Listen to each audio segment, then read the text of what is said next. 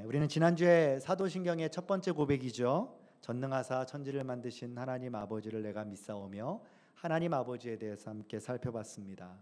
성부 하나님은 어떤 분이셨죠? 우리의 아버지가 되신다라는 것을 우리가 주의 깊게 나누었지요. 우리를 너무나도 사랑하시는 아버지시다. 그리고 그 아버지이신 하나님이 온 세상을 다스릴 뿐만 아니라 우리 성도님들의 삶도 지금 다스리고 계시는 분이시다라는 걸 함께 살펴보았습니다. 오늘은 그 두 번째 시간, 예수님의 삶 나의 이야기가 되다라는 제목으로 사도신경에서 소개하는 두 번째 파트, 성자 예수님이 어떤 분인가를 함께 나눠보도록 하겠습니다. 사실 사도신경에서 소개하는 예수님을 너무나도 간략하고 짧게 소개한 성경 구절이 오늘 우리가 함께 읽은 요한복음 3장 16절 말씀입니다. 그리고 그것을 좀 더 내실 있게 풀어서 설명한 것이 사도신경입니다. 사도신경 전체를 한번 떠올려 볼까요? 하나님 아버지에 대한 고백은 사실 한 줄에 그칩니다. 성령님도 마찬가지죠. 비교적 짧게 소개하고 있습니다. 그런데 유독 예수 그리스도에 대해서만큼은 매우 긴 분량을 할애해서 고백하고 있다는 겁니다. 전체 내용을 봤을 때 사실 예수님에 대한 분량이 엄청납니다. 왜 그럴까요? 우리가 마치 영화를 볼 때 포스터에 보면 꼭 주인공의 얼굴이 가장 크게 등장을 하죠. 그리고 영화에 흐르는 전체적인 스토리는 뭐 기승전결이 있겠지만 결국 주인공을 부각시키는 데 있습니다. 사도신경도 마찬가지입니다. 신앙 고백의 그 중심에는 예수님이 자리 잡고 있습니다. 그러니까 기독교 신앙의 핵심이자 중심이 바로 예수 그리스도라는 것을 예수님을 소개하는 그 분량을 통해서 우리는 확인할 수 있는 거죠. 오늘 우리는 요한복음 3장 16절이 압축해 놓은 그 사랑의 이야기, 예수 그리스도의 삶을 우리가 함께 천천히 따라가 보면서 그것이 우리와 어떤 연관성이 있는가 함께 나눠보기를 원합니다. 먼저 예수님에 대한 사도신경의 첫 고백이 무엇이죠? 그 외아들 우리 주 예수 그리스도를 믿사오니입니다. 여기에는요, 예수님이 완전한 하나님, 신성을 가지신 분이시자 완전한 사람, 인성을 가진 분이란 걸 고백하고 있습니다. 그러니까 외아들이란 뜻이 무엇이죠? 하나님의 유일한 아들이란 뜻입니다. 그러니까 예수님은 단순히 훌륭한 피조물 중에 하나가 아니다라는 의미입니다. 하나님 그 자체다라는 고백이 외아들이라는 단어 속에 담겨져 있는 거죠. 왜 이런 고백을 사도신경에 하게 되었을까요? 초대교회 당시에는요, 예수님을 훌륭한 인간으로는 보지만 하나님으로 인정하는 사람들이 많지 않았습니다. 오히려 하나님보다 못한 존재, 하나님보다 낮은 등급에 있는 존재로 여기면서 가르치는 거짓 교사들이 있었습니다. 그들에게 예수님은 진정한 하나님이다라는 것을 가르쳐줄 필요가 있었죠. 그래서 외아들 우리 주 예수 그리스도로 소개하고 있는 겁니다. 신학에서는 이것을 뭐라고 부르냐면 종속설이라고 부릅니다. 그러니까 예수님은 하나님에게 종속된 분이다라는 거예요. 생각보다 이런 주장을 하는 사람들이 많습니다. 사도신경은 이 잘못된 가르침을 오늘 본문의 고백으로 명확하게 선포하고 있는 겁니다. 예수님은 성부 하나님과 동등하신 완전하신 하나님이시다. 하나님이시다라고 알리는 고백이 바로 오늘 이 첫 마디입니다. 이 첫 마디 이후에 그 다음에 고백하는 내용이 무엇이죠? 이는 성령으로 잉태하사 동정녀 마리아에게 나셨다라는 고백입니다. 이 고백에는 예수님이 완전한 사람으로 오셨다라는 고백이 담겨져 있습니다. 왜냐하면 동정녀 마리아로부터 태어난 인간이다라고 소개하고 있거든요. 사실 이 고백은 예수님을 따르는 제자들도 마찬가지였습니다. 예수님의 제자였던 요한이 요한복음 1장 14절에 예수님에 대해 다음과 같이 고백했습니다. 말씀이 육신이 되어 우리 가운데 거하심에 우리가 그의 영광을 보니 아버지의 독생자의 영광이요 은혜와 진리가 충만하더라. 아버지의 독생자 하나님이신 외아들 예수 그리스도가 육신이 되어 이곳에 오셨다. 이것이 요한이 선포한 내용입니다. 다시 말해서 하나님이 마리아의 몸을 빌려 사람으로 오셨다라는 고백입니다. 그러니까 우리와 똑같은 인간 시기에 우리가 배고픈 것처럼 예수님도 배고프셨고, 우리가 피곤한 것처럼 예수님도 피곤해하셨고, 우리가 눈물을 흘린 것처럼 예수님도 눈물을 흘리시는 완전한 인간이셨다라는 고백이에요. 왜 이 고백이 필요했을까요? 아까 말씀드린 것처럼 예수님은 하나님보다 아래다라고 여기는 사람들도 있었지만 반대의 사람들도 있었습니다. 예수님은 원래 실제로 존재한 사람이 아니다. 몸은 없다. 그냥 환상이고 유령처럼 보인 것뿐이다 라고 주장하는 사람들도 있었거든요. 신학자들은 이들의 주장을 가현설이라고 불렀습니다. 한마디로 영적으로만 존재하는 사람이다라는 겁니다. 그런데 사도신경은 분명히 고백하고 있죠. 예수님은 영으로만 존재하는 분이 아니라 동정녀 마리아의 몸으로 이 땅에 오신 참 인간이시다라는 고백을 하고 있는 겁니다. 여기서 우리는 이런 의문이 생길 수밖에 없어요. 왜 예수님이 완전한 하나님, 신성을 가지셨고 완전한 인간, 인성을 가진 분으로 이 땅에 오셔야만 했을까라는 질문입니다. 만약 예수님이 사람이 아니셨다면 어떤 문제가 생길까요? 예수님의 죽음은요, 우리와 아무 관련이 없습니다. 왜냐하면 남의 일이 되는 것입니다. 인간인 나를 대신할 근거가 없기 때문입니다. 인간인 나를 대신할 유일한 인간으로 예수님이 오신 것이죠. 예수님의 죽음은 곧 나의 죽음이 될 수 있는 이유는 예수님이 인간으로 오셨기 때문입니다. 반대로 예수님이 하나님이 아니셨다면 어떤 문제가 생길까요? 그냥 그저 인간의 한 사람의 죽음뿐입니다. 그냥 4대 성인으로 치부하는 것은 당연합니다. 우리의 죄를 담당할 능력이 인간에게는 없기 때문이죠. 그래서 하나님이 우리를 너무 사랑하셔서 자신이 직접 인간으로, 아들로, 사람으로 이 땅에 오셨던 것이죠.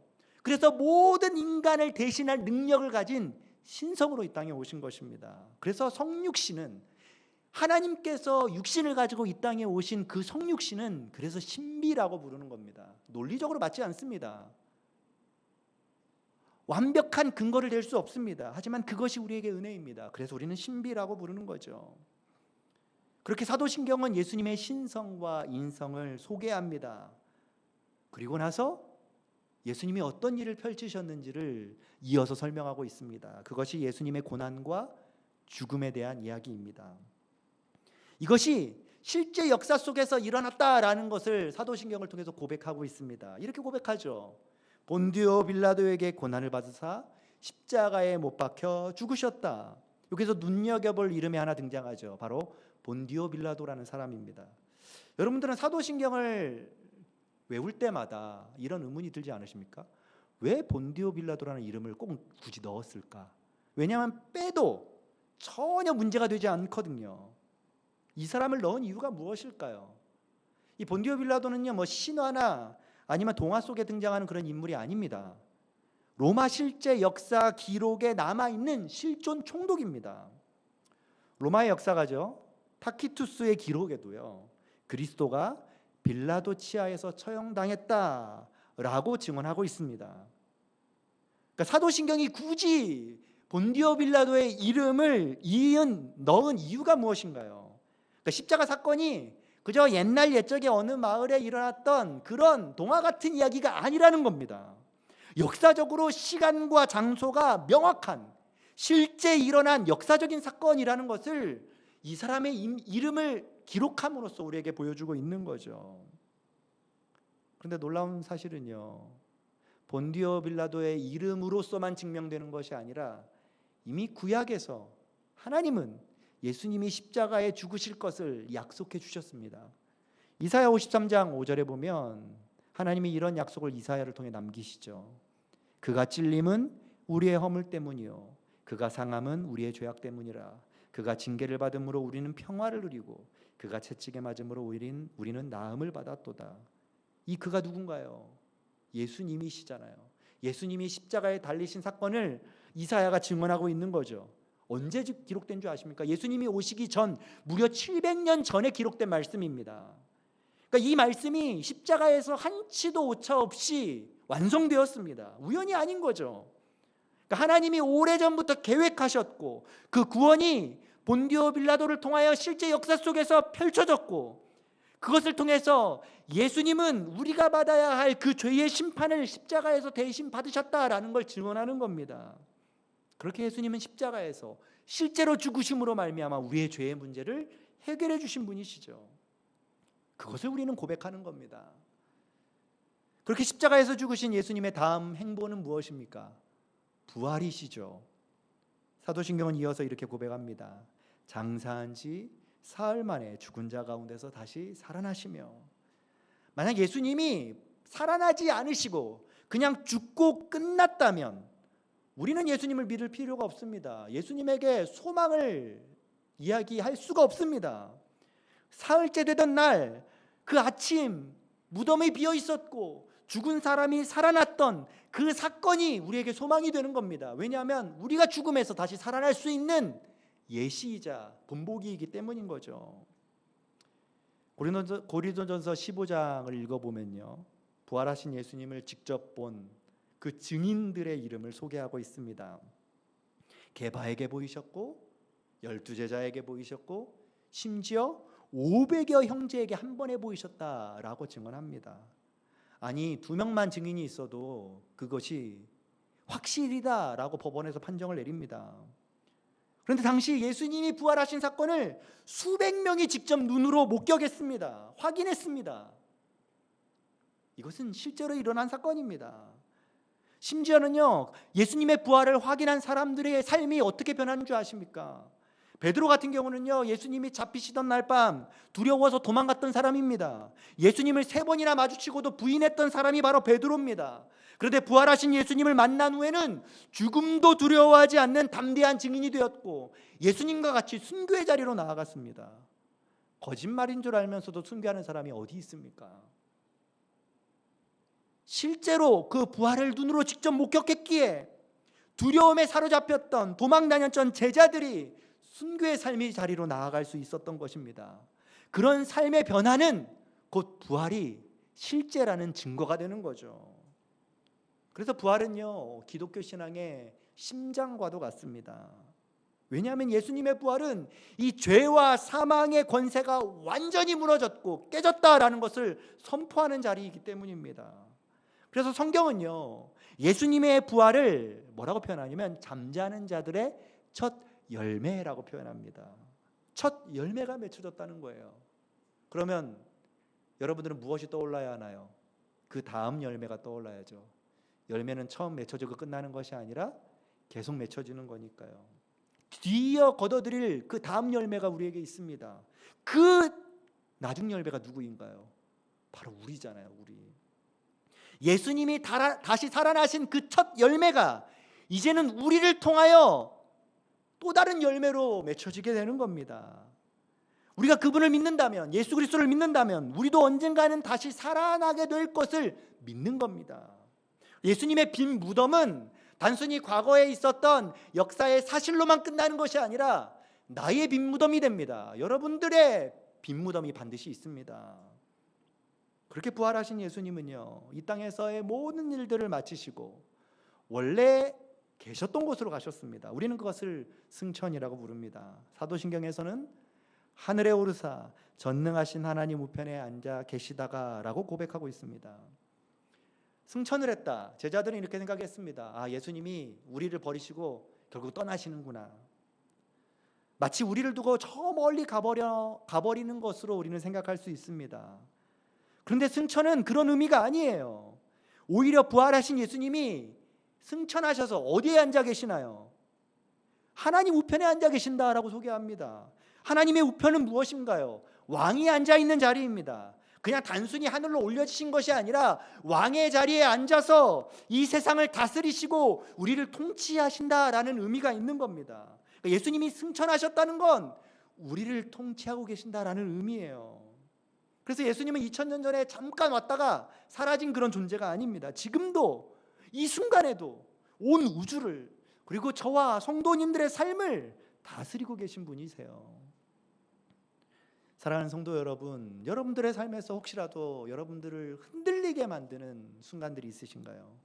막 직장에서 막 부당한 일을 당해가지고 억울한다거나, 자녀 문제로 막 누구한테 얘기도 못하고 막 마음을 끓인다거나, 건강 문제 때문에 노심초사한다거나. 그래, 기억하십시오. 그 모든 상황 위에서 그 하늘 왕좌에 앉아서 지금도 떠나지 않으시고 우리를 다스리는 그분이 계십니다. 그분이 바로 예수님이세요.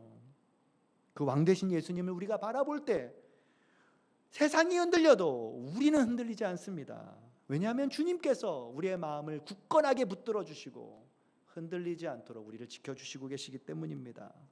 그래서 사도신경은요, 단순히 우리를 다스리시는 분으로 예수님을 소개하는 것이 아닙니다. 우리와 함께 거하고 계신 그 주님으로 소개하는 거죠. 그것이 사도신경 예수님에 대한 마지막 고백을 통해서 방점을 찍고 있죠. 뭐라고 고백하죠? 저리로서 산자와 죽은 자를 심판하러 오시리라. 한마디로 예수님이 다시 오신다라는 고백입니다.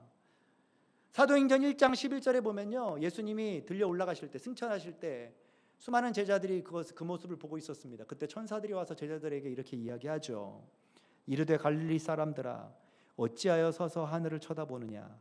너희 가운데서 하늘로 올려지신 이 예수는 하늘로 가심을 본 그대로 오시리라 하였느니라. 약속해 주셨습니다. 다시 오실 것이다. 예수님이 하늘로 올려지신 것처럼 본 그대로 다시 오신다라고 약속하신 것이죠.